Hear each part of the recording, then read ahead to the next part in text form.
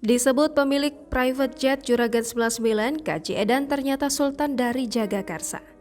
Pengusaha Gilang Widya Pramana alias Juragan 99 mendadak jadi sorotan. Ini karena salah satu akun anonim di Twitter menyinggung soal aset lelaki yang disebut Crazy Rich Malang tersebut. Akun tersebut mengatakan dengan lantang pemilik jet pribadi Juragan 99 bukanlah Gilang Juragan 99. Melainkan ada sosok lain yakni KJ Edan yang memiliki nama asli Oni Hendro Adiaksono.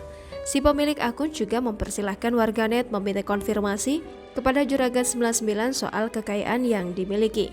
Akun itu juga memberikan informasi mengenai siapa sosok KJ Edan yang dimaksud. Rupanya lelaki ini juga mendapat cap Sultan Jagakarsa. Namun tak seperti kebanyakan orang kaya lainnya, penampilan KJ Edan justru jauh dari kemewahan. Lelaki 53 tahun ini kerap menggunakan kaos, celana jeans, atau bahkan sarung saat bertemu orang.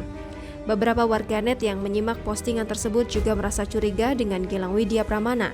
Sebab, apa mungkin sosok yang tiba-tiba saja viral itu bisa mendapatkan kekayaan berlimpah? Jangan lupa subscribe, share, komen, dan like ya!